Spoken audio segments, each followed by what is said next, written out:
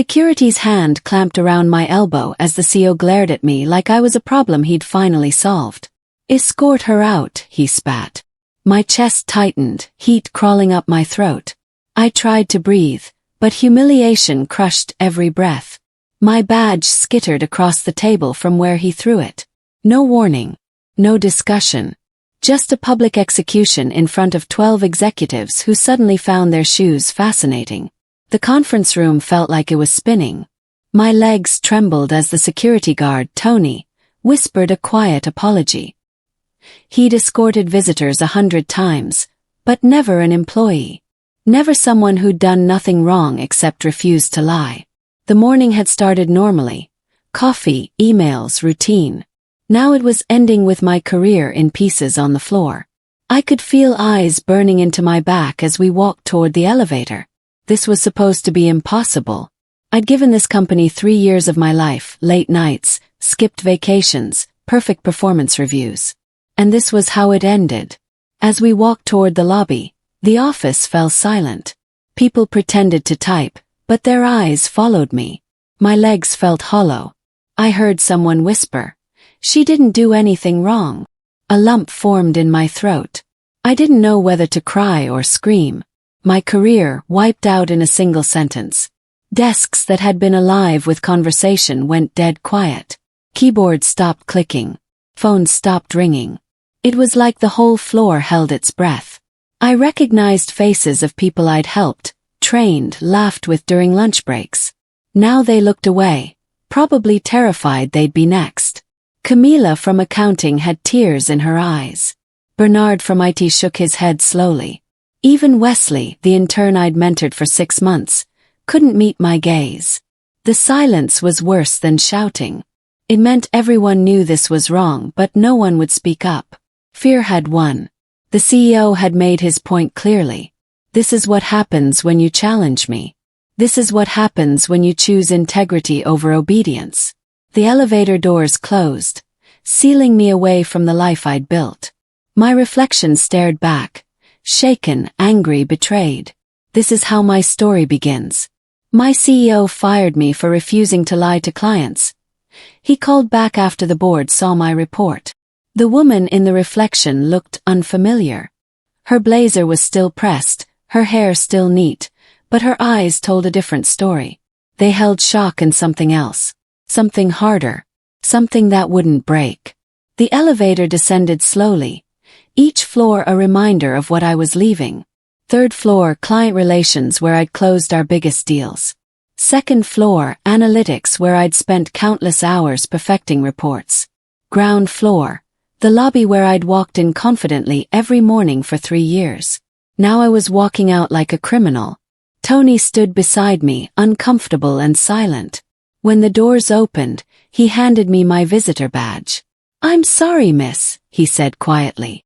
"You deserved better." Those words cracked something inside me, but I held it together. I wouldn't give them the satisfaction of seeing me break. My name is Alara Quinn, and 3 hours before that public firing, I still believed in loyalty. I believed truth mattered. I believed integrity was an asset, not a liability. But I was about to learn the truth. Some CEOs don't want honesty, they want obedience. I'd spent my entire career building a reputation for precision and honesty.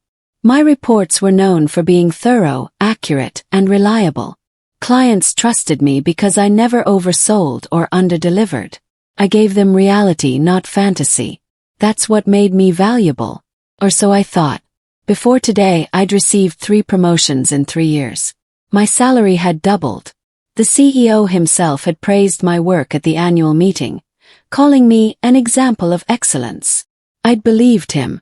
I'd believed that doing good work mattered, that truth was valued, that integrity would protect me. How naive I'd been. In 3 hours, I'd learned what he really wanted. Not excellence. Not honesty. Not integrity. He wanted someone who would do what they were told without question. He wanted a puppet, not a professional. And when I refused to be that, he destroyed me. Months earlier, he'd slid a folder toward me with a casual smile. "Round the numbers up," he said. "Everyone does it." I told him I wasn't comfortable altering client data. His smile twitched. It wasn't a request. I left his office shaken, but I hoped it was a one-time thing. The folder had contained quarterly performance metrics for our largest client, Pemberton Industries. The numbers showed a 3% decline in their engagement rates. Nothing catastrophic, just a natural fluctuation.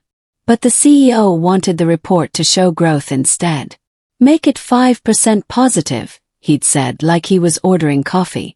They're renewing their contract next month. We need them confident. I'd stared at him, waiting for the joke. But his expression stayed serious. Sir, that's falsifying data, I'd said carefully. His jaw had tightened. That's smart business. The numbers are close enough anyway. We're just being optimistic. My stomach had twisted. This wasn't optimism. This was lying. I'd politely declined, suggesting we highlight other positive metrics instead. He'd accepted that compromise then, but his eyes had gone cold. I should have seen it as the warning it was. Soon it wasn't just rounding. It was adjusting trends. Fixing underperforming projections. Cleaning up risk alerts. Each request chipped at my conscience. The CEO always delivered them with the same smirk. Let's see how far she bends. The requests came weekly, then daily. Percentage here, a timeline there. Remove this concern. Soften that warning. Make this quarter look better. Make our services seem more effective. Make the competitors seem weaker. Every time I pushed back, he'd sigh like I was being difficult.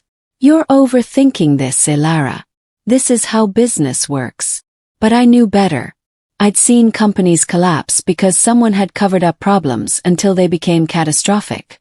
I'd watched executives go to prison for fraud that started with small adjustments like these. The slope was slippery, and he was asking me to step onto ice. My coworkers noticed the tension. Just do what he wants, Priya whispered after one particularly heated exchange. It's not worth the fight. But it was worth the fight. Because once I started lying, where would it stop? My name was on those reports. My reputation was attached to that data. If something went wrong, I'd be the one held responsible. One night he emailed me at 11:58. Rewrite the quarterly summary. Remove the client concerns section. I stared at the screen, fingers frozen. Removing that section meant directly lying to clients. That was the moment fear crystallized into defiance. I replied with one word. No. The concerns section documented real problems.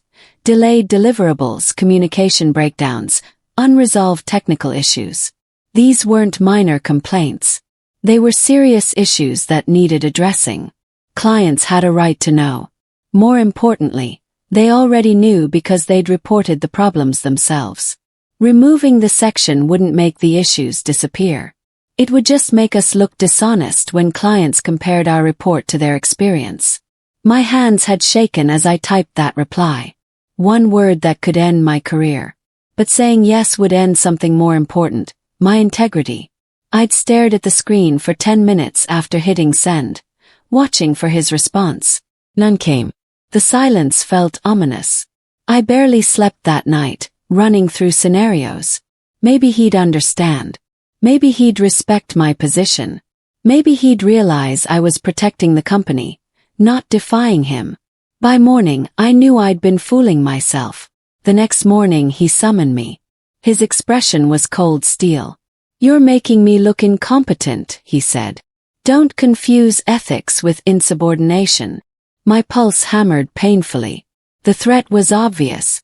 But I stood my ground, and he hated that. His office felt smaller than usual, the walls pressing in.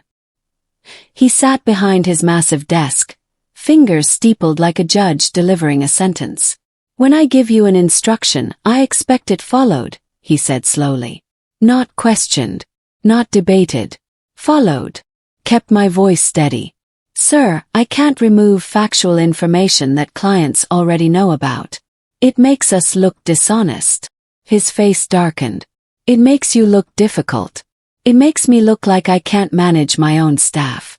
Do you understand what that does to my authority? There it was. This wasn't about accuracy or ethics. It was about control. About ego.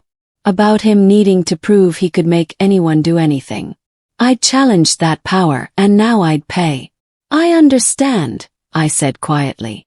But I can't compromise the integrity of client communications. His smile was razor thin. Then we have a problem, don't we? Slowly I was cut out of meetings. Projects were reassigned. Co-workers avoided me, whispering that I'd made the CEO angry. For the first time in years, the office felt hostile.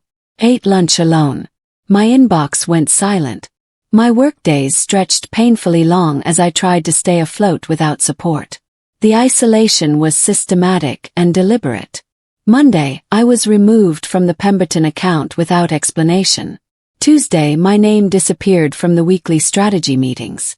Wednesday, my access to certain files was revoked. By Friday, I was basically invisible. People who'd once asked my advice now walked past my desk without acknowledgement.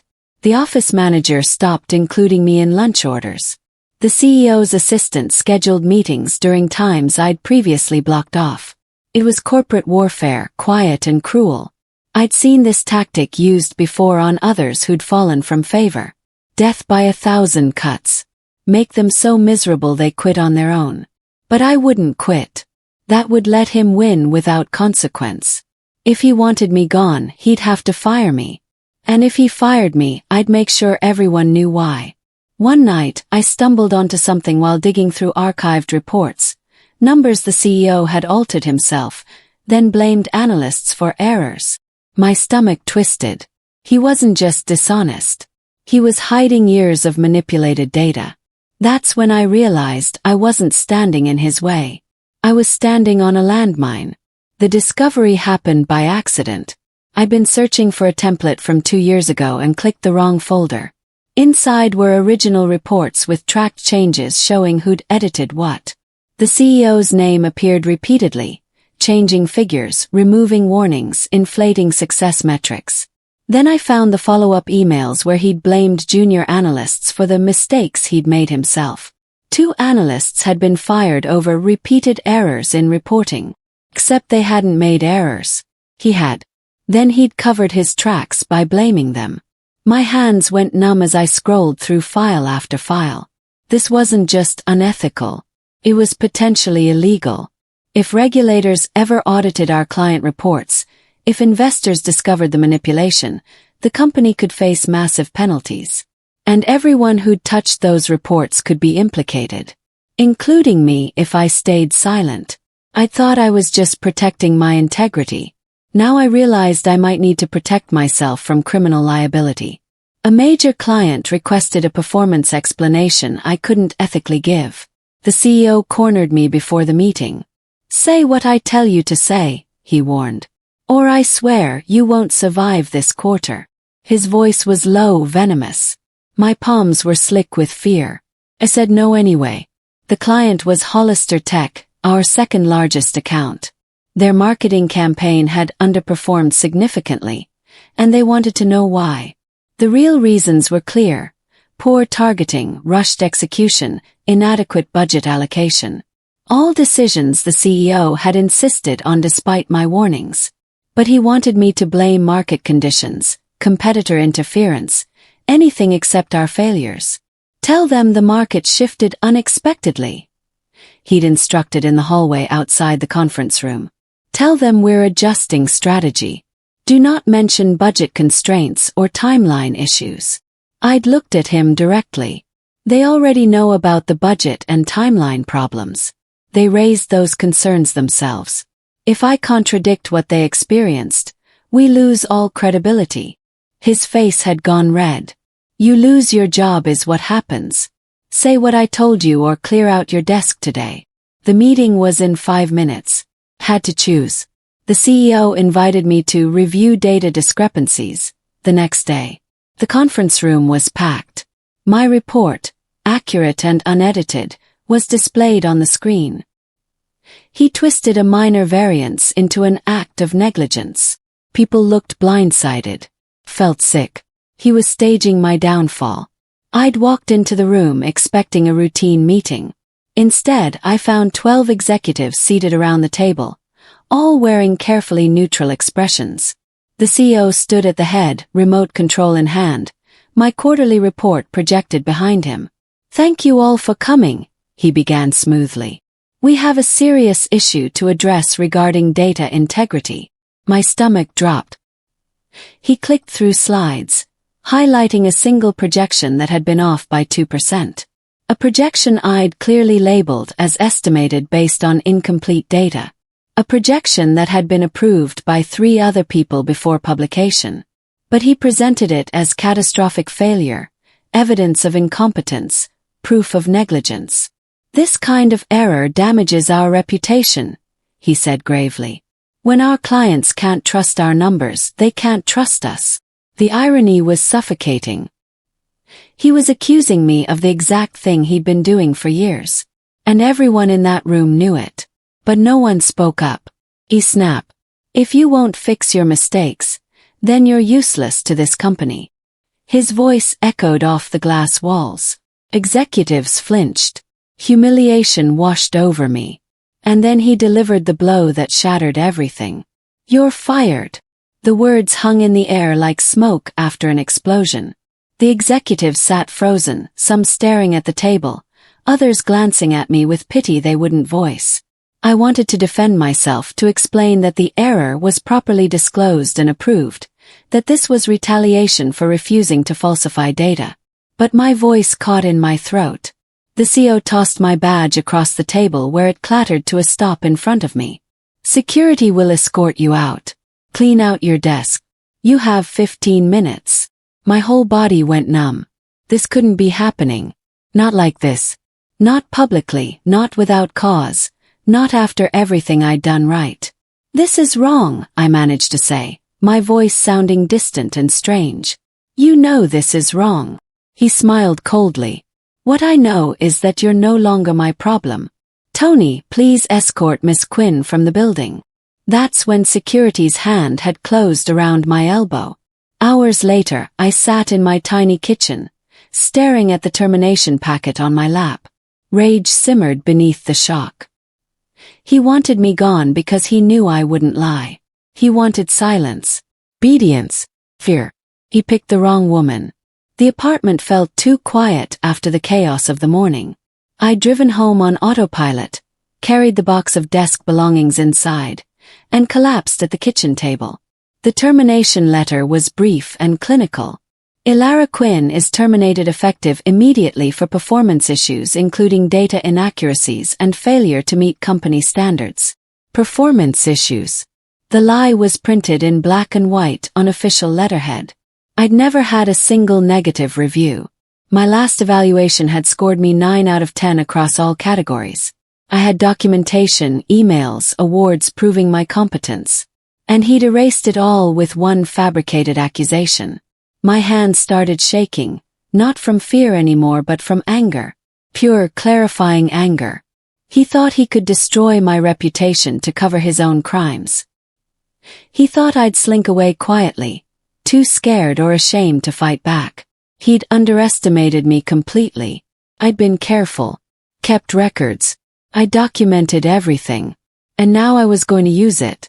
The next morning, with puffy eyes and a spine of steel, I opened my laptop and began documenting everything.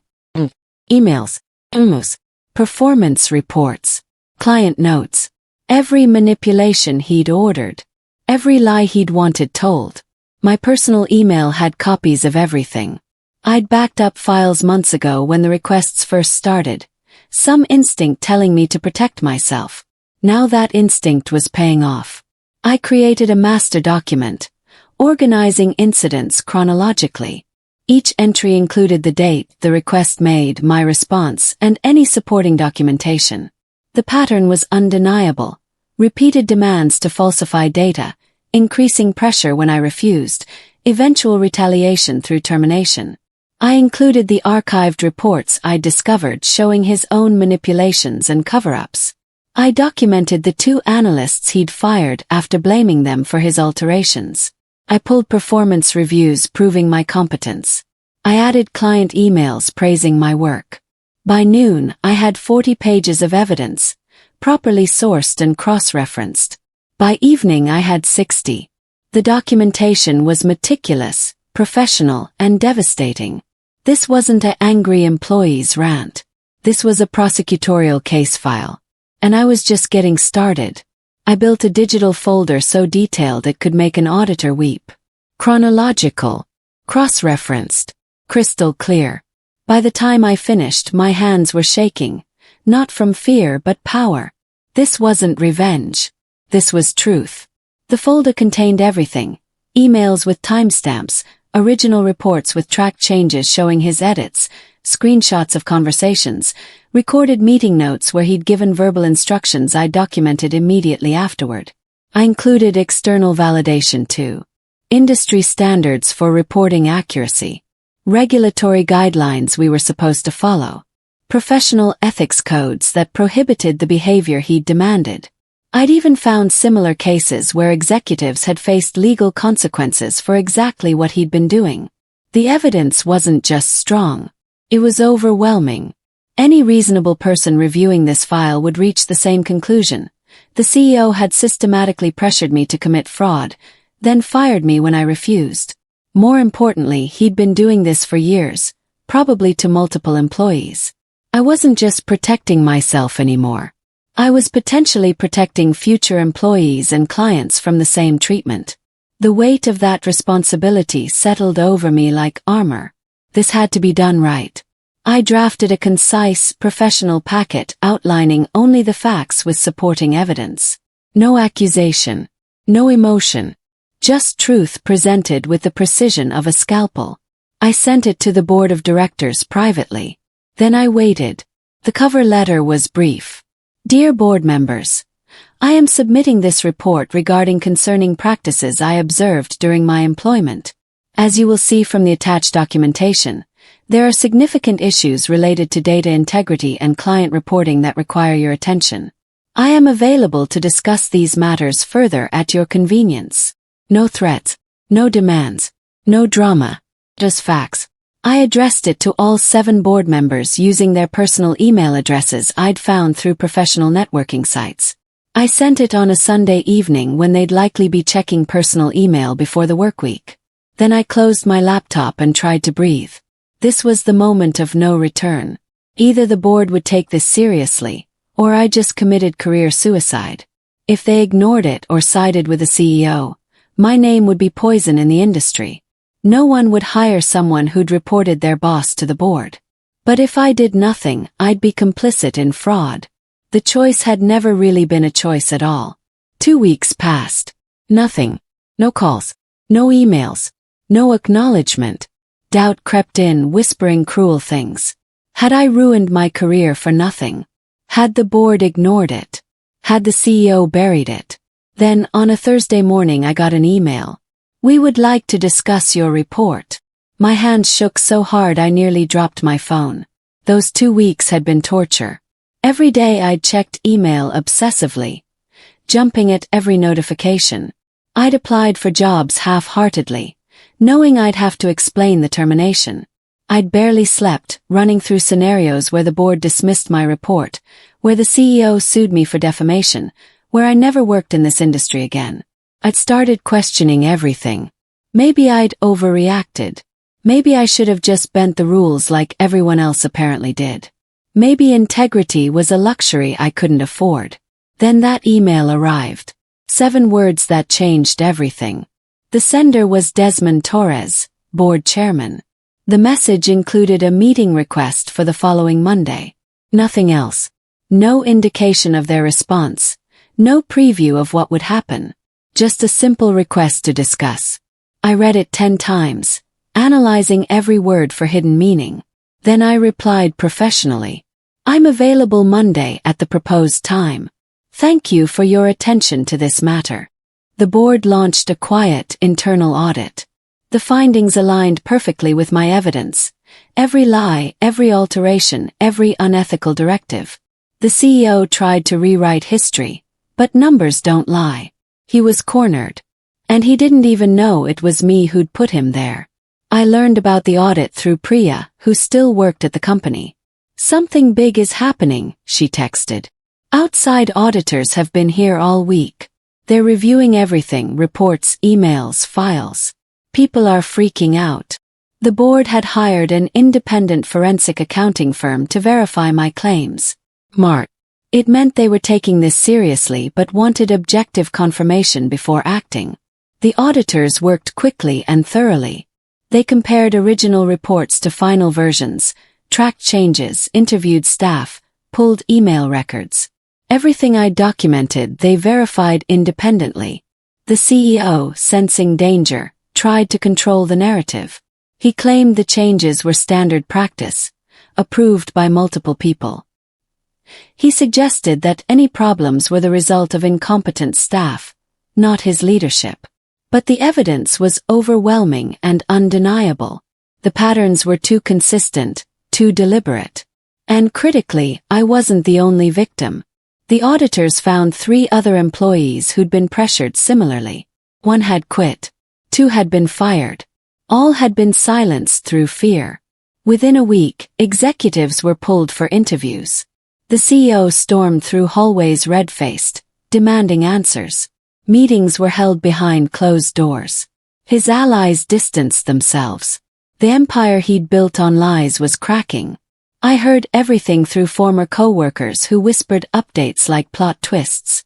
According to Priya, the CEO had initially tried to charm the auditors.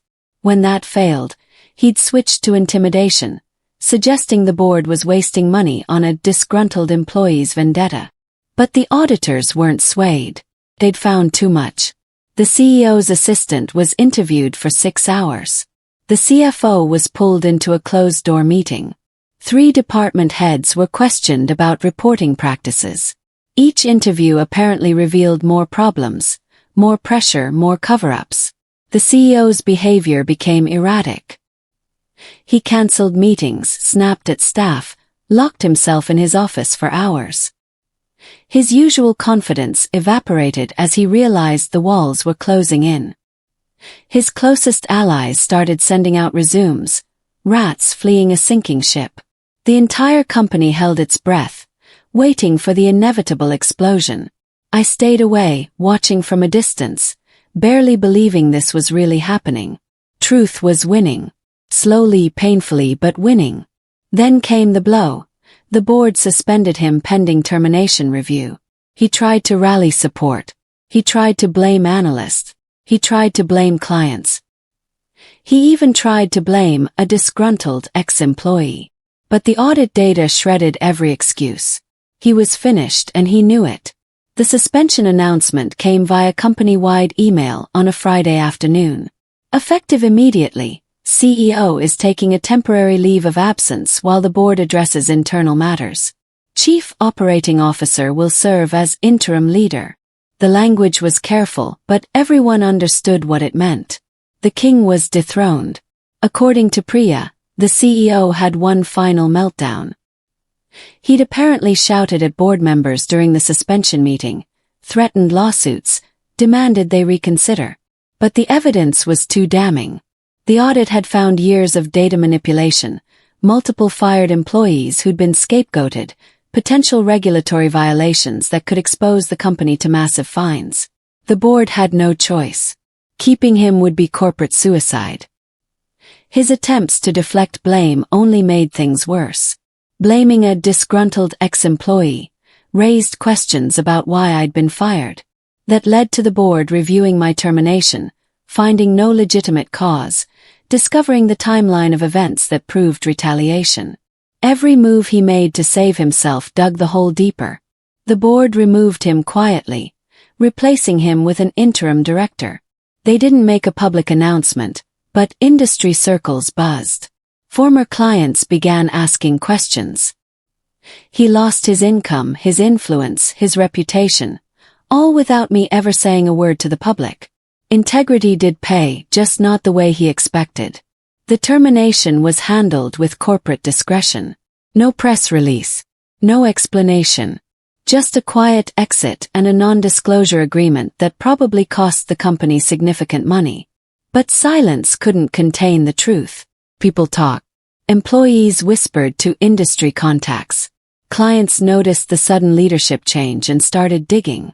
Recruiters heard rumors and spread them further.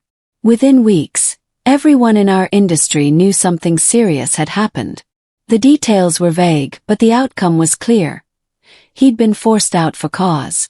His reputation, built over 15 years, crumbled in days. Job offers dried up. Speaking engagements were cancelled. His name became shorthand for everything wrong with corporate leadership. I felt no satisfaction in his downfall, only quiet relief that truth had prevailed. He'd tried to destroy me for refusing to lie. Instead, his lies had destroyed him. The poetic justice was almost too perfect. Then the board reached out again. Not to rehire me. Not to praise me. But to ask if I'd consider an independent consulting contract to restructure the reporting system. I stared at the email, heart pounding. To walk back into the building that once escorted me out, but this time on my terms, felt like poetic justice. The offer came from Desmond Torres himself. Miss Quinn, your documentation revealed systemic issues that require comprehensive reform. We would like to engage your expertise to develop new protocols that ensure this never happens again. The board would be honored if you'd consider consulting with us. I read the email 5 times, emotions swirling. Part of me wanted to refuse out of pride. They'd let him fire me. They'd been asleep while he manipulated data for years. Why should I help them now? But another part saw the bigger picture. This was a chance to actually fix something, to build systems that protected future employees, to ensure my nightmare didn't happen to someone else. Plus, the consulting rate they offered was triple my former salary. On my terms. As an independent contractor, not an employee. With the freedom to walk away anytime. With my integrity intact and my reputation restored. The choice was suddenly easy. When I walked through the doors, people stared. Not with pity or fear, but with recognition. Respect. The interim director shook my hand warmly. Your integrity saved this company, she said. I felt something loosen inside my chest, like I could finally breathe again. The office looked the same but felt completely different. The oppressive tension that had hung over everything was gone. People smiled. They made eye contact. They spoke freely. The new interim director, Petra Vandenberg, had immediately changed the culture. Her first action was meeting with every department to hear concerns. Her second was implementing an anonymous reporting system. Her third was inviting me back. We sat in her office, the same office where the CEO had demanded I lie, where he'd threatened me, where he'd built his house of cards. Now it held someone who valued truth. What you did took extraordinary courage, Petra said. Most people would have stayed quiet or just left. You stayed and fought. That's rare. I shrugged, uncomfortable with praise. I just couldn't lie. That's exactly why we need you. Help us build a system where no one has to make that choice. For the first time in months, I felt hope. I accepted the consulting role temporarily, then moved on to a healthier firm that valued transparency. My career soared. My peace returned. I never heard from the CEO again. Not a call, not an apology, nothing. And honestly, that silence was the real victory. I learned that protecting your integrity isn't naive. It's powerful. Because the truth doesn't need to shout to destroy a lie. Just needs someone brave enough to stand by it. 6 months later, I was thriving at Kingsley Solutions, a firm with a reputation for ethical practices and employee respect. My salary had doubled. My stress had halved. I woke up without dread. The consulting work at my former company had lasted 3 months. I'd rebuilt their reporting systems from the ground up, adding checks and balances, creating transparent review processes, establishing clear ethical guidelines. When I finished, Petra asked me to stay permanently. I declined respectfully and moved forward instead. Sometimes I thought about that day in the conference room, security's hand on my elbow, the badge skittering across the table. The humiliation had felt unbearable then. Now it felt like liberation. I'd lost a job but found something more valuable. Proof that integrity isn't a weakness. It's the foundation everything else is built on. And when you stand on that foundation, nothing can truly destroy you. The truth had won, not through revenge or drama, but simply by existing. And I'd learned the most important lesson of my career. You can lose everything except who you are. And if you protect that, you'll always find your way back.